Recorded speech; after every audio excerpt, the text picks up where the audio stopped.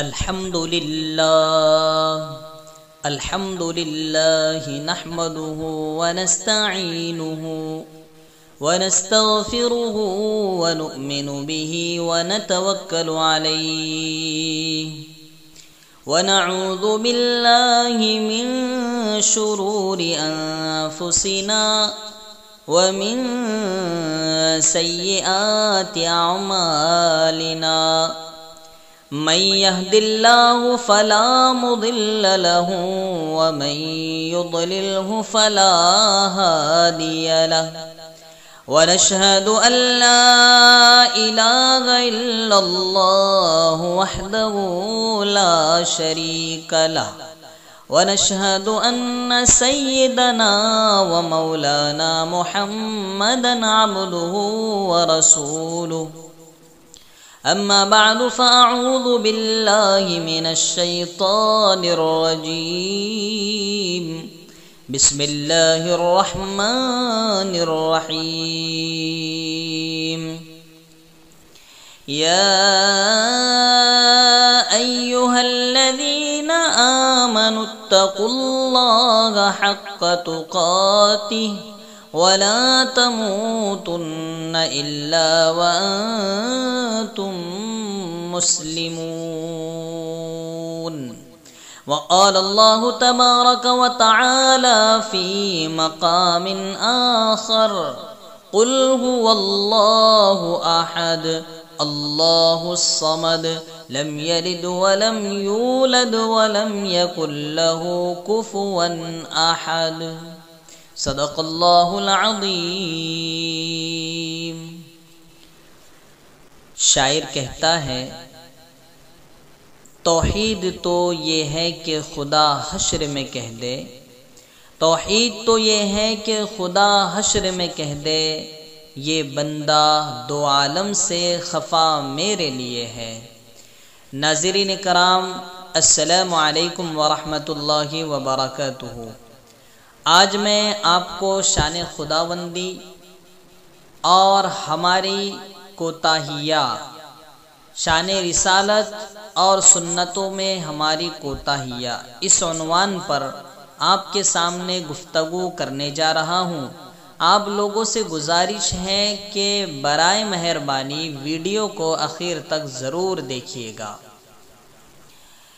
ناظرین کرام، سب سے پہلی بات تو یہ ہے کہ اللہ وہ ذات ہے جس کے قبضۂ قدرت میں عرش و فرش کا نظام ہے، جس کے ایک اشارے پر سب کچھ ہو سکتا ہے، اور جو کچھ حکم نہ دیں تو دنیا میں کچھ بھی نہیں ہو سکتا ہے۔ ناظرین کرام، وہ اللہ عرش کا بھی مالک ہے، فرش کا بھی مالک ہے، مشرق کا بھی مالک ہے، مغرب کا بھی مالک ہے، شمال کا، جنوب کا، دن کا، رات کا، ہر شے کا مالک ہے، خاکی کا، تری کا، بر کا، بحر کا، ہر شے کو پیدا اس نے کیا ہے۔ امت مسلمہ کے غیور فرزندوں، اللہ وہ مہربان ذات ہے کہ جو یہ کہتا ہے قُلْ يَا عِبَادِيَ الَّذِينَ أَسْرَفُوا عَلَىٰ أَنفُسِهِمْ لَا تَقْنَطُوا مِن رَحْمَةِ اللَّهِ۔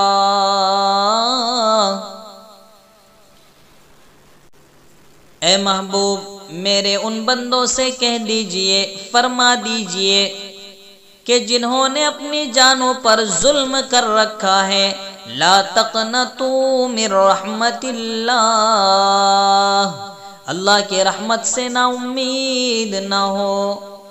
یعنی دعوت دے رہا ہے خداوند عالم کہ تم کتنے بھی گنہگار ہو، تم نے کتنے بھی گناہ کیے ہو، لیکن اگر مجھے ایک بار پکارو گے تو میں تمہاری توبہ کو قبول کر لوں گا۔ اس سے زیادہ مہربان اللہ، اس سے زیادہ مہربان خدا اور اس سے زیادہ رحم و کرم کرنے والا ہمیں کون مل سکتا ہے۔ ناظرین کرام، ایک وقت کا واقعہ ہے کہ یونس علیہ نبینا و علیہ السلام جب مچھلی کے پیٹ سے نکلنے کے بعد ایک بڑھئی کے پاس آئے تو اللہ کی طرف سے حکم ہوا کہ اس بڑھئی کو حکم دو کہ وہ اپنے مٹکے توڑ دے۔ یونس علیہ نبینا علیہ الصلوۃ والسلام نے اللہ کا حکم تھا، اس لیے اسے بجا لانے کی پوری کوشش کی اور اس سے کہا کہ بھائی یہ مٹکا توڑ دو۔ تو وہ لوہار کہنے لگا کہ بھائی اتنی محنت سے بنایا ہے اور تم اتنی آسانی سے کہہ رہے ہو کہ توڑ دو، میں ایسے کیسے توڑ سکتا ہوں؟ تو یہ جملہ جب یونس علیہ نبینا علیہ الصلوۃ والسلام نے سنا تو اللہ سے عرض کیا کہ یا خدا، یہ تو کہہ رہا ہے کہ میں نے محنت سے بنایا ہے تو یوں ہی کیسے توڑ دوں؟ تو اللہ کے طرف سے آواز آئی کہ یونس، جب ان لوگوں نے ایمان کو قبول نہیں کیا، ایمان کا انہوں نے انکار کیا، ایمان کا انہوں نے منہ پھیر کر ایمان کو قبول نہ کیا، تو منہ پھیر کر کیوں چلا گیا؟ یعنی کہ جب ایک انسان، اللہ یہ کہہ رہے تھے یونس علیہ نبینا علیہ الصلوۃ والسلام سے کہ جب ایک انسان مٹی کے برتن کو جس میں جان نہ ہو توڑ نہیں سکتا، تو میں ایک جاندار انسان کو، جاندار بندے کو کیسے توڑنا گوارا کر سکتا ہوں؟ ناظرین گرامی، ایک دوسرا بہت ہی دل کو جھنجھوڑنے والا واقعہ تاریخ اسلام میں لکھا گیا ہے۔ المجالس نامی تاریخ کی کتاب ہے، اس میں آپ کو ملے گا کہ بنو اسرائیل میں نصوح نامی ایک شخص تھا اور وہ لڑکی کی سی ہیئت نما تھا۔ اس کا بدن، اس کی جسامت اور اس کا چہرہ داڑھی نہیں تھی، جس کی وجہ سے وہ لڑکی کی سی ہیئت کو لیے ہوئے تھا۔ اس نے اس کا فائدہ اٹھاتے ہوئے بادشاہ کے محل میں عورتوں کے مساج کرنے کے بہانے جگہ بنا لی، عورتوں کے مساج کیا کرتا تھا اور اس طریقہ کار سے گناہ میں مبتلا ہوا کرتا تھا۔ ایک دن کا واقعہ ہے کہ شہزادی غسل کرنے کے لیے آئی، مساج کروانے کے لیے آئی، تو اس نسو نے اس کا مساج کیا۔ مساج کرنے کے بعد وہ چلا گیا۔ شہزادی نے یکایک کہا کہ میرا موتی گم ہو گیا ہے، میرا موتی کھو گیا ہے، تو اسے تلاش کریں۔ تو سارے محل میں گہما گہمی کا عالم ہو گیا اور سارے محل کے لوگ ادھر ادھر دوڑنے لگ گئے کہ آخر کیا بات ہے۔ نصوح ایک کمرے میں بند ہو گیا۔ اس کو پتا چل گیا تھا کہ چیکنگ تو میری ہی ہونی ہے کیونکہ میں نے ہی اسے مساج کرایا ہے۔ اس کے بعد یہ آواز آئی کہ نصوح کو دیکھو، نصوح کہاں ہے؟ تو ناظرین کرام، جب کنیزیں دوڑی اس کے روم کی طرف، اس کے کمرے کی طرف، تو سمجھ گیا کہ اب آج میری رسوائی کا بہت بڑا دن ہونے والا ہے۔ لیکن ناظرین کرام، جب انسان بے بس ہو جاتا ہے، جب انسان لاچار ہوتا ہے، جب انسان کو منزلیں نظر نہیں آتی ہے، تو اسے خدا ضرور یاد آتا ہے۔ اس نسو کو بھی جب نظر آنے لگی اپنی موت، اپنی بدنامی، اپنی ناکامی، تو اس وقت اس نے اللہ کو پکارا، اس وقت اس نے اللہ سے فریاد طلب کی، اس وقت اس نے اللہ سے مانگا اور یہ عرض کیا کہ یا خدا، یا خدا مجھے معاف کر دے، میں نے بہت گناہ کیے ہیں اور یقیناً میں لاچار اور بے بس ہونے کے بعد تجھ سے معافی مانگ رہا ہوں، لیکن اللہ مجھے معاف کر دے۔ اتنے میں کنیزوں کی آواز آئی کہ نسو کو جانے دو، موتی مل گیا ہے۔ ناظرین کرام، اس وقت اس نے اللہ کی قدرت کو دیکھا، اللہ کی رحمت کو دیکھا، تو وہ جان گیا کہ اس خدا کی نافرمانی کر کے میں کبھی بھی کامیاب نہیں ہو سکتا۔ اس کے بعد اس نے بادشاہ کے محل کو خیر باد کہا اور گاؤں میں رہنے لگا۔ لیکن چند دنوں کے بعد شہزادی کو پھر نسو کی یاد آئی اور اس نے کہلا بھیجا کہ نسو کو بلاؤ میرا مساج کرنے کے لیے۔ ناظرین گرامی، نسو کے پاس جب شہزادی کی یہ خبر پہنچتی تو نسو کہتا ہے کہ میرے ہاتھ میں درد ہے، میں مساج نہیں کر سکتا۔ ناظرین گرامی، اس کے بعد جب دیکھا اس نے کہ میرا گاؤں میں رہنا مناسب نہیں ہے تو وہ جنگل کی طرف چل دیا، جنگل کا قصد کیا، وہاں جا کر ایک خیمہ لگایا، خیمہ لگانے کے بعد وہاں عبادت کرنے لگا۔ ایک دن کیا دیکھتا ہے کہ ایک بھینس آئی ہے اور وہاں چر رہی ہے اور اس کے آس پاس کوئی نہیں ہے۔ اسے محسوس ہوا کہ شاید یہ اپنے مالک سے کھو چکی ہے، تو میں اسے اپنے پاس رکھتا ہوں، جب اس کا مالک آئے گا تو اسے لوٹا دوں گا۔ ناظرین گرامی، وہ بھینس لیتا ہے تو بھینس گابھن ہوتی ہے، حاملہ ہوتی ہے۔ چند دنوں کے بعد وہ دودھ دینے لگتی ہے، تو نسو دودھ سے اس کا فائدہ اٹھاتا ہے کیونکہ ضائع ہونے کا خدشہ ہوتا ہے۔ ایک دن ایک قافلہ تاجروں کا وہاں سے گزر رہا ہوتا ہے، جنہیں پیاس خوب لگی ہوتی ہے، تو وہ لوگ نسو کے پاس آتے ہیں، دیکھتے ہیں کہ ایک تنہا گھر نظر آ رہا ہے، شاید اس گھر سے کچھ مدد مل جائے۔ وہ نسو کے پاس آتے ہیں، نسو کے پاس آنے کے بعد پانی طلب کرتے ہیں، تو نسو انہیں پانی بھی پلاتا ہے اور انہیں دودھ بھی پلاتا ہے۔ اس کے بعد وہ لوگ دودھ پانی پینے کے بعد نسو کے اخلاق سے متاثر ہوتے ہیں اور نسو کے اخلاق سے متاثر ہو کر اسے خوب ہدیہ اور تحائف سے نوازتے ہیں۔ اور اس سے جب شہر کا راستہ پوچھا جاتا ہے تو نسو کہتا ہے کہ یہاں سے جائیے، جو بہت ہی قریب کا راستہ ہوتا ہے، تو وہ اور زیادہ خوش ہوتے ہیں اور مال و دولت سے اسے نوازتے ہیں۔ ناظرین گرامی، نسو اس پیسے سے کنواں کھدواتا ہے جس کو دیکھ کر کئی لوگ وہاں آباد ہونے لگتے ہیں اور آہستہ آہستہ وہ ایک بستی میں تبدیل ہو جاتا ہے۔ ناظرین گرامی، جب نسو کا شہرہ آس پاس کے علاقوں میں بڑھنے لگتا ہے، اس کے عبادت کا شہرہ بڑھنے لگتا ہے، تو ایک دن بادشاہ کے کانوں سے یہ آواز ٹکراتی ہے کہ ایک نسو نامی شخص ہے جو بہت زیادہ عابد و زاہد ہے۔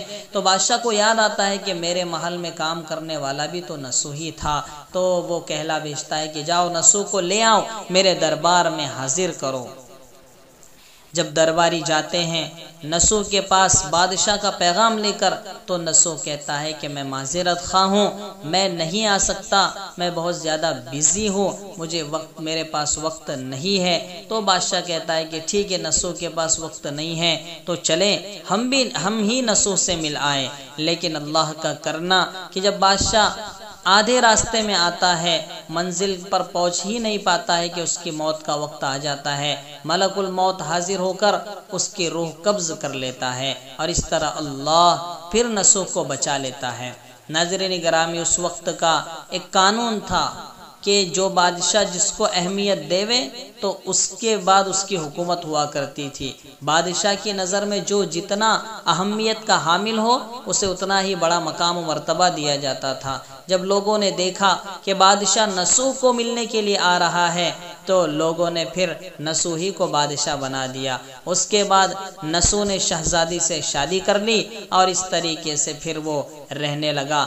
اس نے اپنی رعایا میں بہت زیادہ عدل و انصاف قائم کیا۔ ایک دن کی بات ہے کہ بہت سے لوگوں سے وہ خطاب کر رہا تھا، بہت سے لوگوں کو اللہ اور اس کے رسول کی باتیں بتا رہا تھا، تو یکایک ایک شخص بولا کہ میری بھینس آئی تھی آپ کے پاس، آپ نے اس کا کیا کیا؟ تو نسو نے کہا کہ یہ جو مال و دولت میری نظر آ رہی ہے، یہ آپ کے دودھ اور بھینس کا ہی کمال ہے، یہ آدھا آپ لے لیں، آدھا مجھے رہنے دیں۔ تو اس شخص نے کہا کہ نہیں، میں تو اللہ کی طرف سے بھیجا گیا ہوں، اور وہ بھینس بھی اللہ ہی کی طرف سے بھیجی گئی تھی، اور یہ آپ کی سچی پکی توبہ کا انعام تھا۔ یہ کہہ کر وہ شخص چلا گیا۔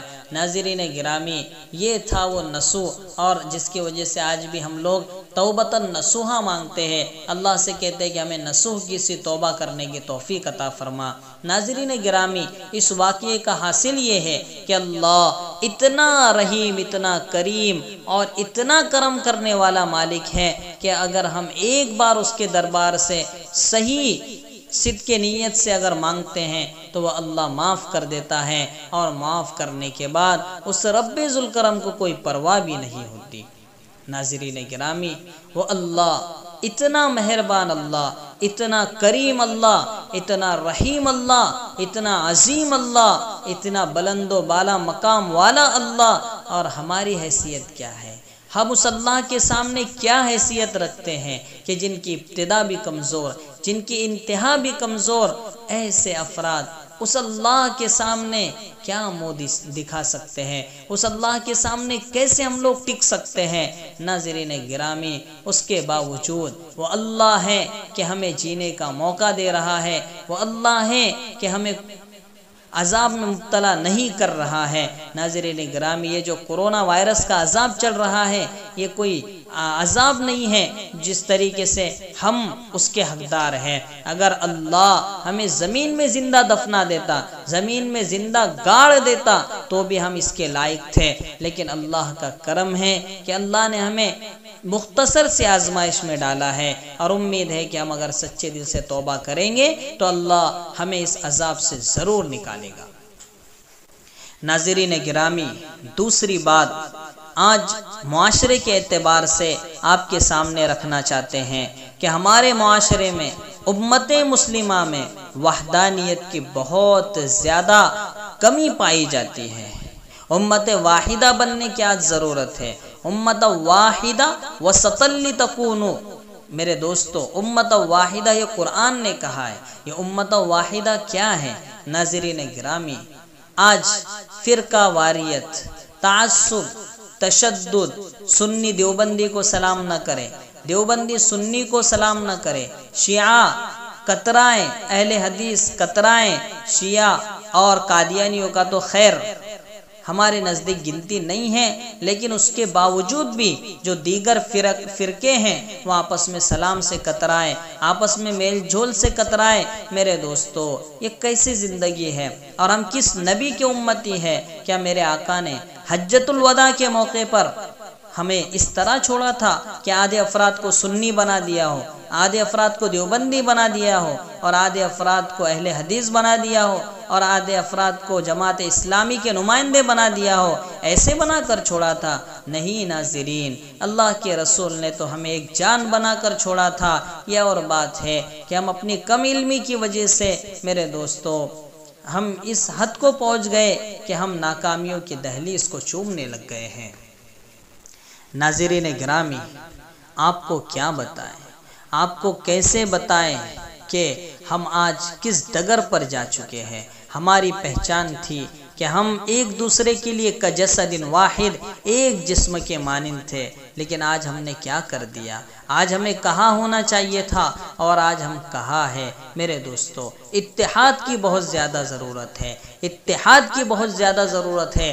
آج اتحاد تو کیا میرے دوستو، ایک دوسرے کی ترقی ہوتی ہے تو ہمارے دلوں میں اتنی نفرت بیٹھ چکی ہے کہ اس کی ترقی ہم دیکھ نہیں پاتے، یہاں تک کہ ہم اپنی پوری طاقت اس کی تنزلی کے لیے صرف کر دیتے ہیں، اور اس کے بعد اگر وہ بندہ بکھر جاتا ہے، ٹوٹ جاتا ہے، تو ہمیں ایسی خوشی ہوتی ہے گویا کہ ہم نے کسی ایمان والے کے علاوہ شخص کو مات دی ہو۔ ناظرین گرامی، امت مسلمہ میں جب تک یہ بیماری رہے گی، جب تک امت مسلمہ ان بیماریوں میں مبتلا رہے گی، اس وقت تک اہل باطل ہم پر حاوی رہیں گے اور کبھی بھی ہم ان کے چنگل سے نہیں چھوٹنے والے ہیں۔ ناظرین گرامی، ہمارے معاشرے میں بہت زیادہ جن چیزوں کی ضرورت ہے، اس میں ایک تو یہ ہے کہ ہم اتحاد پیدا کریں، ملت واحدہ بنیں، یعنی پہلے ہم کلمے والے بنیں، لا الہ الا اللہ محمد الرسول اللہ۔ یہ اہل حدیث بھی پڑھتا ہے، جماعت اسلامی والا بھی پڑھتا ہے، بریلوی بھی پڑھتا ہے، دیوبندی بھی پڑھتا ہے۔ میرے دوستو، اس کے بعد بھی ہم ایک نہ ہو، یقیناً اختلاف ہو سکتا ہے، مسائل کا اختلاف ہو سکتا ہے، لیکن اس کا یہ مطلب تو نہیں ہے کہ ہم اپنی عملی زندگی میں، ہم اپنے لین دین میں، ہم اپنے میل جول میں دشمنی پیدا کر کے رہیں۔ میرے دوستو، ہمارا رسول ایک ہے، ہمارا کعبہ ایک ہے، ہمارا قرآن ایک ہے، ہمارا سب کچھ ایک ہے، تو میرے دوستو پھر ہم کیوں الگ ہے؟ اس لیے ناظرین کرام، آپ سے گزارش کروں گا کہ اتحاد کی ہم زیادہ سے زیادہ کوشش کریں۔ دوسری بات جو آج کے لیے اہم ہے کہ ہمارے نوجوانوں سے یہ گزارش ہے کہ آپ ایک انقلاب ہو، آپ ایک جولا مکھی ہو، اور آپ وہ لوگ ہو کہ اگر آپ لوگ اٹھ گئے تو پوری دنیا کے نظام کو بدل سکتے ہو، پوری دنیا کے رخ کو آپ موڑ سکتے ہو۔ آپ میں وہ سمندر کی سی طاقت ہے جو اچھے سے اچھے پہاڑ سے ٹکرا کر اسے ریزہ ریزہ کر سکتی ہے۔ لیکن لیکن نوجوانوں، آج ہمیں کیا کرنا ہے؟ آج ہمیں یہ کرنا ہے کہ اللہ اور اس کے رسول کے غلام بننا ہے، یہودیوں کے غلام نہیں، عیسائیوں کے غلام نہیں، شہوتوں کے غلام نہیں، لذتوں کے تابع نہیں، بلکہ اللہ اور اس کے رسول کی غلامی میں آنا ہے، اللہ اور اس کے رسول کو ماننا ہے، اللہ اور اس کے رسول کو تسلیم کرنا ہے۔ اس کے بعد امید کی جا سکتی ہے کہ ہم نوجوان اس معاشرے کے لیے کچھ کر جائیں گے، اس لیے کہ نوجوانوں، کل کو تم باپ بنو گے، تمہاری اولاد تمہیں معاف نہیں کرے گی، تمہاری اولاد یہ کہے گی کہ ہمارے باپ نے ہماری تربیت نہیں کی، ہمارے باپ نے ہماری تربیت نہیں کی، تو ہم کیا ہماری باپ کی بات مانیں؟ تو میرے ناظرین، اس وقت ہمارے دل پر کیا کچھ گزرے گا؟ اس لیے نوجوانان اسلام سے میری گزارش ہے کہ اپنے اوقات کو صحیح چیزوں میں صرف کرو، اپنے اوقات کو بچا کر دینی کاموں میں صرف کرو، اچھے کاموں میں لگاؤ۔ تیسری بات جو اس وقت کے اعتبار سے بہت زیادہ اہمیت کی حامل ہے، وہ ہے موسیقی سے بچنا، گانا بجانے سے بچنا، گانا سننے سے بچنا، اس لیے کہ گانا ہمارے دل کی روح کو تڑپا دیتا ہے، ہمارے دل کی روح کو زخمی کر دیتا ہے، سکون نہیں دے سکتا یہ گانا۔ اس لیے میرے دوستو، اس چیز سے بھی بچنے کی بہت زیادہ ضرورت ہے۔ چوتھی بات جو اس وقت معاشرے میں بہت زیادہ اہمیت کے حامل ہے کہ ہمارے اپنے اندر سلام کا رواج عام ہو۔ پانچویں بات، ہماری اپنی عورتوں میں پردے کا نظام بنے، ہماری اپنی عورتیں پردہ کرنے والی بنے۔ افسوس کے ساتھ کہنا پڑتا ہے کہ آج مسلم مائیں بہنیں پردے سے دور ہوتی ہی چلی جا رہی ہے اور اپنا حسن دکھانے کے لیے طرح طرح کے حربے استعمال کرتی ہے، جبکہ اللہ اور اللہ کے رسول نے اس کو شہزادی کا درجہ دیا کہ آپ گھر میں رہو، عزت سے رہو، محفوظ رہو۔ لیکن ناظرین، عورت نے آزادی مانگ مانگ کر اپنے آپ کو غلام بنا دیا، یہاں تک کہ وہ مال میں کام کرنے لگ گئی، یہاں تک کہ وہ ہوائی جہاز میں کام کرنے لگ گئی، اور میرے دوستو یہاں تک کہ وہ بس میں ٹکٹ پھاڑنے والی بن گئی، کیا کیا کرنے والی بن گئی۔ میرے دوستو، اللہ اور اللہ کے رسول نے تو اسے بہت اونچا مقام دیا تھا، لیکن اس نے اپنے پیر پر کلہاڑا مارا اور اس طرح سے وہ اپنے آپ کو زخمی کر گئی اور اسے اس کا احساس تک نہیں ہوا۔ اس لیے ناظرین، اپنی عورتوں کو پردے کا حکم دو، اپنی عورتوں کو پردے میں رکھو، اپنی وسعت کے مطابق کماؤ کھلاؤ، لیکن اپنی عورتوں کو بے پردہ کہیں کام پر جانے نہ دو۔ ناظرین گرامی، اللہ کا رسول ہمیں ملا ہے، اسوہ ایسا ہے کہ اگر ہم اس کی قدر کر لیں تو ناظرین گرامی زندگی کے کسی بھی شعبے میں ہم ناکام نہیں ہو سکتے۔ اس لیے کہ اللہ نے خود فرمایا، لقد کان لکم فی رسول اللہ اسوۃ حسنہ، کہ تمہارے لیے فی رسول اللہ اسوۃ حسنہ، کہ اللہ کے رسول کی زندگی میں بہترین نمونہ ہے، یعنی اللہ کے رسول کے اخلاق میں، عادات میں، اطوار میں، کردار میں تمہارے لیے ایک بہترین نمونہ ہے، تم انہیں آئیڈیل بنا سکتے ہو۔ اس لیے کہ زندگی کے جتنے رہنما اصول ہیں جو ایک مزین زندگی کو بنا سکتے ہیں، تو وہ اللہ کے رسول کے اخلاق میں، عادات میں، کردار میں، اطوار میں نظر آتے ہیں۔ اس لیے ناظرین، اس رسول کو اپنا ہاتھ دو، اس رسول کی سنتوں کو ہم اپنائیں۔ کیا رسول ملا، کیا رسول ملا کہ شاعر کہتا ہے، سر سے لے کر پاؤں تک تنویر ہی تنویر ہے، سر سے لے کر پاؤں تک تنویر ہی تنویر ہے، جیسے منہ سے بولتا قرآن وہ تقریر ہے، سوچتی ہے ساری دنیا مصطفیٰ کو دیکھ کر، سوچتی ہے ساری دنیا مصطفیٰ کو دیکھ کر، کیسا ہوگا وہ مصور جس کی یہ تصویر ہے۔ ناظرین گرامی، اتنا پیارا رسول ہمیں ملا، اتنا پیارا رسول ہمیں ملا کہ اللہ نے جہاں جہاں اپنا تذکرہ کیا، وہاں وہاں رسول کا بھی تذکرہ کیا، جہاں اللہ نے اپنے کو اپنا نام لیا، وہاں اللہ کے رسول کا بھی نام لیا۔ دیکھیے، اذان میں اللہ کا نام تو بعد میں رسول اللہ کا نام، قرآن میں پہلے اللہ کا نام تو بعد میں رسول اللہ کا نام، نماز میں پہلے اللہ کا نام تو بعد میں رسول اللہ کا نام۔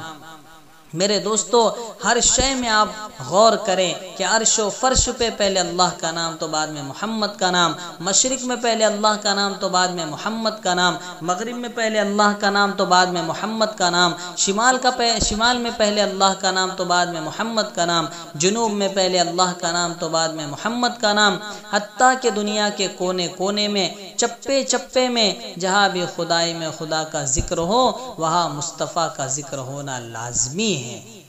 ناظرین گرامی، اتنے بڑے مقام و مرتبے والا نبی کہ جس کی زلفوں کا ذکر آئے تو قرآن واللیل کہے، جس کے دانتوں کا ذکر آئے تو قرآن یاسین کہے، جس کے شہر کا ذکر آئے تو قرآن لا اقسم بہذا البلد کہے، جس کے زمانے کا ذکر آئے تو قرآن والعصر کہے۔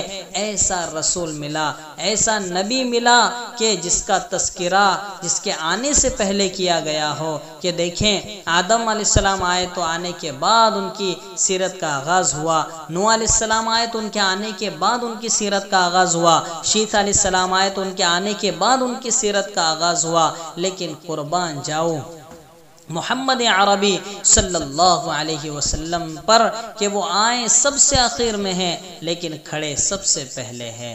ناظرین گرامی، اتنا پیارا رسول ملا، آج ہم اس رسول کے نہ ہو پائے، اس رسول کی سنتوں کو نہ ادا کر پائے، اس رسول کی سنتوں پر نہیں چل پائے، تو میرے دوستو کیسے ہم کامیاب ہو سکتے ہیں؟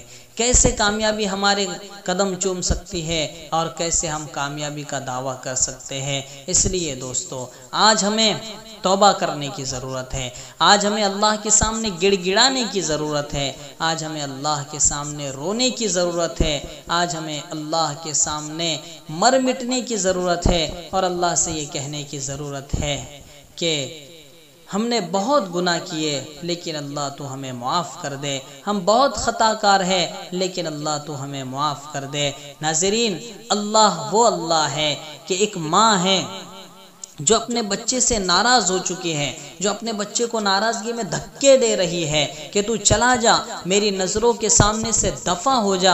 وہ بچہ جاتا ہے، پھر واپس لوٹ آتا ہے اور ماں کی دہلیز پر آ کر سو جاتا ہے۔ ماں دروازہ کھولتی ہے تو دیکھتی ہے کہ وہ بچہ کھڑا ہے، تو ناظرین وہ ماں کو پھر غصہ آتا ہے، اس بچے کو دھکے دیتی ہے کہ چلا جا میری نظروں کے سامنے سے، لیکن اس کے بعد بھی وہ بچہ یہ کہنے لگتا ہے کہ اماں جان، میں جب گیا تو میں نے سوچا کہ میں جاؤں گا، کما لوں گا، کھا لوں گا، لیکن اس کے بعد مجھے یاد آیا کہ میں کھا تو لوں گا، جی تو لوں گا، لیکن میری ماں کے جیسا آنچل مجھے کہاں ملے گا۔ یہ سوچ کر ماں میں واپس آ گیا ہوں۔ ماں یہ جواب سن کر پسیج جاتی ہے، اس کا دل پارا پارا ہو جاتا ہے، اپنے بچے کو سینے سے لگاتی ہے اور کہتی ہے کہ آجا میرے لال، تو میرا لال ہے۔ ناظرین، ایسی ماؤں سے 70 گنا زیادہ محبت کرنے والا میرا اللہ ہے کہ اگر بندہ صدق کے دل سے کہے کہ یا اللہ میں تیرے در پر آیا ہوں، مجھے خالی ہاتھ نہ لوٹانا، مجھے معاف کر دینا، تو میرے دوستو وہ اللہ معاف کر دے گا اور اسے کوئی احساس بھی نہیں ہوگا۔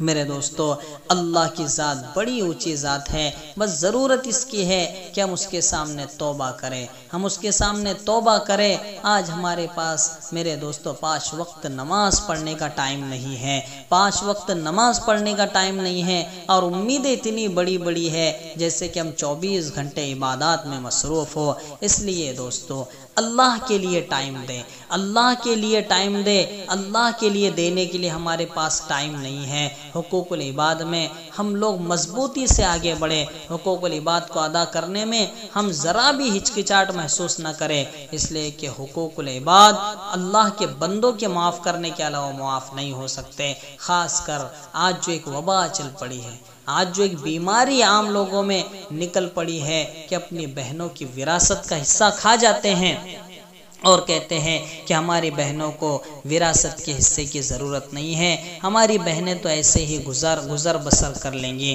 ناظرین، یہ کوئی چیز نہیں ہے۔ اللہ نے مرد کو 2 حصے دیے ہیں، عورت کو 1 حصہ دیا ہے، تو اس میں بھی اگر بھائی غفلت کرے، اس میں بھی بھائی بہن کا حصہ مارے، تو میرے دوستو اس سے بڑا ظالم بھائی کیا ہو سکتا ہے۔ ایک واقعہ میں آپ کو بتاؤں، لوگ آج یہ دعویٰ کرتے کہ ہماری بہن مانگ نہیں رہی ہے، ہماری بہن وراثت نہیں لے رہی ہے، تو ان لوگوں کے لیے میں یہ واقعہ بیان کر رہا ہوں کہ ایک شخص ایک مفتی صاحب کے پاس آیا اور کہنے لگا کہ میری بہن کے 50,000 روپیہ بن رہے ہیں وراثت کے، لیکن وہ لے نہیں رہی ہے، تو میں کیا کروں؟ تو مفتی صاحب نے کہا کہ اس بہن کے ہاتھ میں تھماؤ اور دوسرے دن پھر مانگو۔ جب 50,000 اس نے لی ہاتھ میں، دوسرے دن بھائی نے مانگا تو واپس نہیں دے رہی ہے، تو پھر وہ مفتی صاحب کے پاس آیا اور کہنے لگا ایسا ایسا ماجرا ہے، میں نے دیا تھا لیکن وہ واپس نہیں دے رہی ہے۔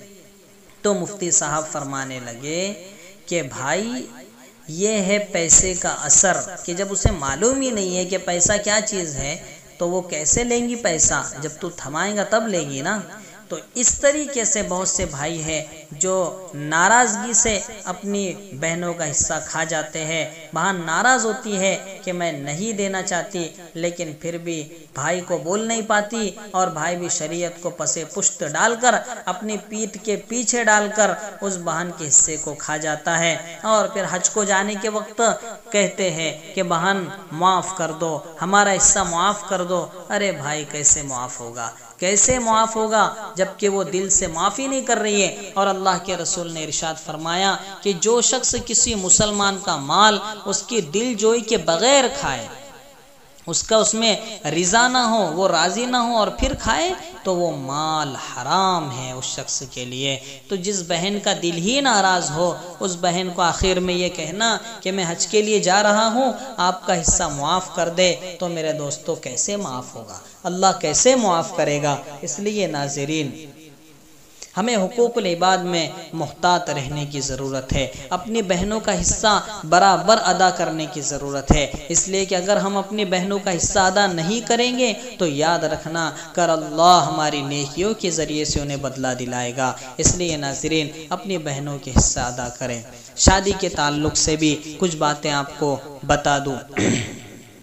ناظرین گرامی، شادی یہ ایک بہت بڑا ایک اللہ کے رسول کی سنت ہے، بہت بڑی سنت ہے، اور اللہ کے رسول صلی اللہ علیہ وسلم نے شادی کو بڑی اہمیت کا حامل قرار دیا ہے، اور یہ کہا ہے کہ خیرکم خیرکم لأہلہ، کہ تم میں سب سے بہتر وہ ہے جو اپنے اہل و عیال کے لیے بہتر ہو، یعنی ساری بہتری اپنے اہل و عیال کی بہتری کے لیے قرار دے دیا۔ ناظرین اس سے پتہ چلتا ہے کہ نکاح کی کتنی اہمیت ہے شریعت میں، لیکن اس کے کچھ اصول ہیں، کچھ ضوابط ہیں، زندگی گزارنے کے کچھ طریقہ کار ہے جس پر نہ چلنے کی وجہ سے آج چھوٹی چھوٹی باتوں پر رشتے ٹوٹ جاتے ہیں، چھوٹی چھوٹی باتوں پر میاں بیوی الگ ہو جاتے ہیں، جدا ہو جاتے ہیں۔ ناظرین گرامی، چند اصول، رہنما اصول جو اللہ والوں نے بتائے ہیں وہ میں آپ کو بتاتا ہوں۔ انشاءاللہ اگر ہم نے اس پر عمل کر لیا،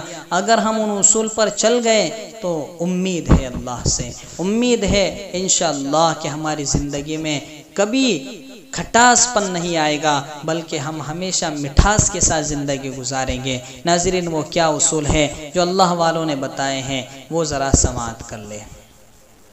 پہلا اصول تو یہ ہے کہ میاں کو بیوی پر اعتماد ہو، یقین ہو کہ یہ بیوی میری بیوی ہے، میری امانت ہے، اور میں اس طرح سے رکھوں گا کہ انشاءاللہ یہ میرے ساتھ کبھی خیانت نہیں کر سکتی۔ اسی طرح بیوی کو شوہر پر اعتماد ہو کہ میرا شوہر یہ میرا شوہر ہے، یہ میرا مجازی خدا ہے، یہ مجھے کبھی دھوکہ نہیں دے سکتا۔ یہ اصول اگر زندگی بھر ہم بنا لیں گے انشاءاللہ فتنہ فساد کو دروازے سے داخل ہونے کی ضرورت ہی محسوس نہیں ہوگی۔ ناظرین گرامی، دوسرا اصول یہ ہے کہ ہم عفو درگزر سے کام کریں، ایک دوسرے کو معاف کرے، ایک دوسرے سے عفو درگزر کرے۔ غلطی انسان ہی سے ہوتی ہے، انسان غلطی نہیں کرے گا تو کون غلطی کرے گا؟ ناظرین اکرامی، اس لیے اللہ سے یہ کہتے رہیں، یہ دعا بھی مانگتے رہیں کہ یا اللہ ہم تو کیا ہیں لیکن ہمیں غلطیوں سے بچا، ایک دوسرے کے دل دکھانے سے بچا۔ تیسری چیز میاں بیوی کی خواہشات جو شرعی حدود کے اندر ہو اس کا خیال رکھے، اور بیوی شوہر کی خواہشات جو شرعی حدود کے اندر ہو اس کا خیال رکھے، کہ ہمیں یہ احساس ہو بیوی کو کہ میرے شوہر کو یہ چیزیں ناپسند ہے تو میں نے یہ نہیں کرنا ہے، شوہر کو یہ احساس ہو کہ میری بیوی کو یہ ناپسند ہے تو میں نے یہ نہیں کرنا ہے شرعی اعتبار سے۔ اس طریقے سے اگر ہم رہیں گے تو انشاءاللہ ہماری زندگی میں کوئی کھٹاس پن نہیں آئے گا۔ چوتھی چیز، میاں بیوی ایک دوسرے کو ہیلپ کریں، ایک دوسرے کو حوصلہ دے کر چلیں، ایک دوسرے کی غلطیوں کو عفو درگزر کریں، اور شوہر جب بیوی کھانا بنائے تو کم سے کم جزاک اللہ کا جملہ کہتے ہیں، شکریہ کا جملہ کہہ دیں۔ آج ہوتا یہ ہے کہ شکریہ کا جملہ ہم بیوی سے کیسے کہیں؟ نہیں دوستو، پکانا کھانا یہ کوئی آسان کام نہیں ہے، لیکن بیوی ہمارے لیے یہ سب کچھ کر رہی ہے تو ہمیں بھی ہمارا یہ فرض بنتا ہے کہ ہم اسے شکریہ کا جملہ کہیں۔ میرے دوستو، اللہ کے رسول کا اسوہ ہمارے سامنے ہے، اللہ کے رسول کی زندگی ہمارے لیے آئیڈیل ہے۔ اللہ کے رسول کی زندگی کو دیکھو، عائشہ کا بیان ہے کہ جب میں ہڈی چباتی اور دسترخوان پہ ڈالتی تو اللہ کے رسول دوبارہ اس ہڈی کو چباتے اور پھر دوبارہ ڈالتے۔ میں گلاس سے پانی پیتی تو مجھے پوچھتے کہ تو نے کہاں ہونٹ لگائے ہیں، تو اسی جگہ سے ہونٹ لگا کر پیتے۔ کیا یہ اظہار محبت تھا؟ نہیں، یہ اظہار تعلیم تھا، یہ امت کو بتانا تھا کہ اے میری امت، اس طرح سے اپنی بیویوں کو رکھا جاتا ہے۔ ناظرین گرامی، یہ قصے کہانیاں صرف پڑھنے کے لیے نہیں ہیں، صرف سننے کے لیے نہیں ہے، بلکہ یہ عملی زندگی میں داخل کرنے کے لیے ہے۔ اس لیے ناظرین کرام، ان چیزوں پر اگر عمل کریں، اللہ سے رشتہ مضبوط جوڑیں، رسول اللہ کی سنتوں پر چلیں، امت واحدہ بن کر رہے، میاں بیوی کے رشتوں کو اچھائی کے ساتھ نبھائیں، اسی طرح ہمارے اپنے لوگوں کی خیر خواہی کریں، ایک دوسرے پر ظلم نہ کریں، حقوق العباد ہم پابندی کے ساتھ ادا کریں۔ نوجوانان اسلام گانوں سے، موسیقی سے، شراب سے، جوئے سے بچے رہیں، فحاشی عریانیت سے بچے رہیں، تو انشاءاللہ مستقبل کے لیے ایک روشن باب قائم کر سکتے ہیں۔ آخر میں اللہ سے دعا کرتے ہیں کہ اللہ ہمارے گناہوں کو معاف فرمائے، اللہ ہم سب کی خطاؤں کو معاف فرمائے۔ اے اللہ ہم گنہگار ہیں، یا اللہ ہم خطا کار ہیں، یا اللہ ہم سزاوار ہیں، ہم بھٹکے ہوئے مجرم ہیں، اتنے گنہگار ہیں کہ میرے مولا اگر تو نہ ہو تو آج ہم زمین میں جا چکے ہوتے۔ میرے مولا تیرا کھا کر تیری ہی نافرمانی کرتے ہیں، تجھ سے ہی میرے مولا جنگ کرنے کے لیے تیار ہو جاتے ہیں۔ میرے اللہ ہمیں معاف کر دے، میرے مولا ہمیں معاف کر دے۔ تو ہے، تیری ذات تو تیری ذات ہے، تو بڑا کریم اللہ ہے، تو بڑا رحیم اللہ ہے، تیری شان بڑی عظیم ہے۔ میرے مولا ہمیں معاف کر دے، میرے مولا ہمیں معاف کر دے، میرے مولا ہمیں معاف کر دے۔ تو معافی کو پسند کرتا ہے اللہ، تو معافی کو پسند کرتا ہے اللہ، تو زمین و آسمان کا مالک ہے اللہ، تو مشرق و مغرب کا مالک ہے اللہ، تو شمال و جنوب کا مالک ہے اللہ۔ ہمیں معاف کر دے، ہمیں معاف کر دے، ہمیں معاف کر دے۔ میرے مولا، ایک معصوم بچہ ہوتا ہے، اس کی ماں اسے دھتکارتی ہے، دھتکارنے کے بعد وہ جب لوٹتا ہے تو میرے مولا وہ ماں بھی اس کو سینے سے لگا لیتی ہے۔ تو میرے مولا، ہم بھی اس معصوم بچے کے سے ہے، پوری دنیا ہمیں دھتکار چکی ہے، پوری دنیا ہمیں دھتکار رہی ہے۔ میرے مولا، ایک تیرا ہی سہارا ہے، ایک تو ہی ہے جو ہمیں قبول کر سکتا ہے، ایک تو ہی ہے جو ہمیں سہارا دے سکتا ہے۔ میرے اللہ، ہمیں سہارا دے دے، پیارے اللہ ہمیں سہارا دے دے، سوہنے اللہ ہمیں سہارا دے دے۔ تو ہی تو ہے، تیرے سوا کوئی نہیں ہے۔ میرے مولا، امت مسلمہ کے حال پر رحم فرما، امت مسلمہ کے حال پر رحم فرما، مسلم ممالک کی حفاظت فرما، ہمارے ملک عزیز ہندوستان کی حفاظت فرما، ہمارے ملک عزیز ہندوستان کی حفاظت فرما، ملک عزیز ہندوستان میں امن و امان کی فضا قائم فرما۔ جو لوگ شرپسند عناصر ہیں، دشمن ہیں، میرے اللہ انہیں نیست و نابود فرما، انہیں نیست و نابود فرما۔ اللہ کے رسول صلی اللہ علیہ وسلم نے جتنی خیر بھلائی تجھ سے چاہی ہے وہ ہم سب کو نصیب فرما، اور جن شرور اور فتن سے پناہ چاہی ہے ان سے ہماری حفاظت فرما۔ ہماری اس ٹوٹی پھوٹی دعا کو محض جناب نبی کریم صلی اللہ علیہ وسلم کے صدقے طفیل میں قبول فرما وصلی اللہ تعالی علی خیر خلقہ محمد وعلی آلہ وصحبہ اجمعین برحمتک یا ارحم الراحمین۔ ناظرین گرامی، آخر میں آپ لوگوں سے درخواست ہے کہ ہمارے اس چینل کا مقصد یہ ہے کہ ہم دین و دنیا کے فائدے آپ تک پہنچائیں، اس لیے آپ لوگوں سے گزارش ہے کہ ہمارے اس چینل کو زیادہ سے زیادہ شیئر کریں اپنے دوستوں میں، اور لائک کریں اور سبسکرائب کرنا نہ بھولیں، اور گھنٹی کے بٹن کو ضرور دبائیں تاکہ نئی اپڈیٹ آپ تک بر وقت پہنچ سکے۔ السلام علیکم ورحمۃ اللہ وبرکاتہ۔